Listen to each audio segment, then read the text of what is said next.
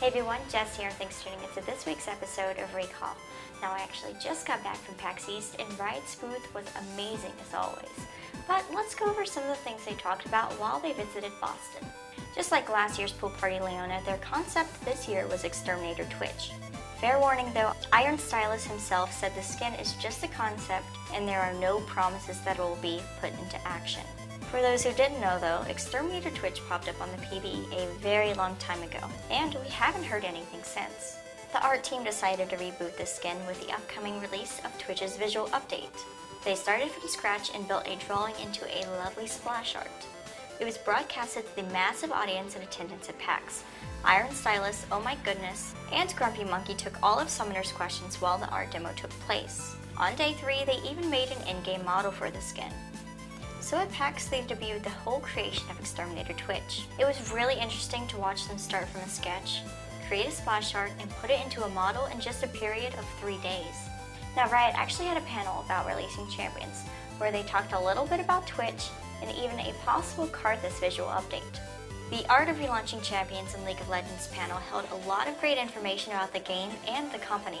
They broke down how champions are chosen for relaunches and visual updates. They used Heimerdinger as a prime example of a champion who really needed it. After the selection phase, they moved on to concept and discovery.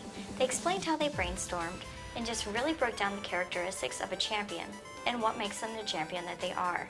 They also showed us some early concept for Twitch's VU. From there, they covered modeling, animation, video effects, sound, and finally, the process behind making a new splash art. After all that, here's what we have for Twitch's brand new splash art.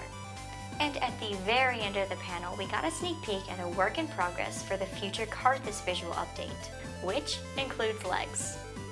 Now, like I said earlier, the Riot booth is always a huge attraction at PAX East, and this year was no different. In fact, it was probably the biggest turnout yet. It's hard to say how many people swarmed the booth, but PAX enforcers were constantly trying to keep the walkway clear. This is a good sign for Riot.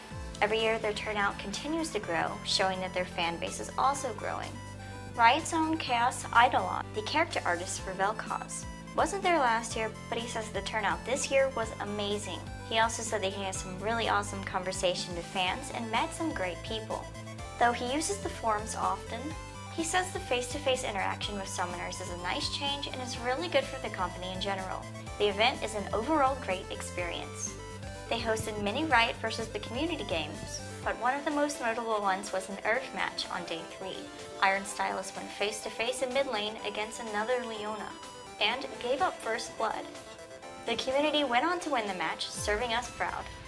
Now, a lot of the cosplay you actually see at PAX East is League of Legends, and this year everyone gave it their all. Pizubi brought out an amazing female Rengar that caught the crowd's eye. Danielle and Nick stole the show with their Haunted Zyra and Arcade Hecarim. They say it took them almost 7 months. The Arcade Hecarim looked just as amazing in person, and you could even ride on it. And Captain Brian brought out his iconic Full Metal Jace. Bonnie's Aetherwing Kayle was absolutely breathtaking, and it was even more stunning when it lit up. All in all, there were about 200 League of Legends cosplayers who participated in Riot's cosplay fashion show. That doesn't even include the people who may have not participated. So let's take a look at some more amazing cosplay.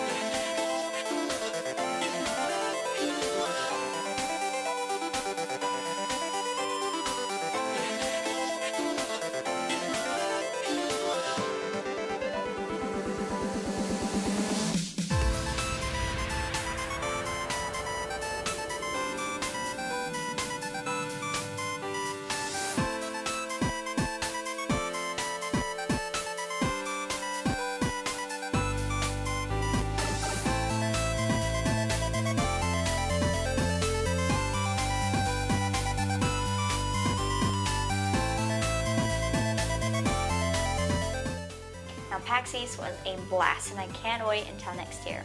Hopefully though, I can make it to PAX Prime this year to relive the PAX experience. But that's all for this week. I hope you guys enjoyed, especially if you weren't able to make it out to PAX East. We'll be right here next week with all of your latest news and leaks, so be sure to tune in.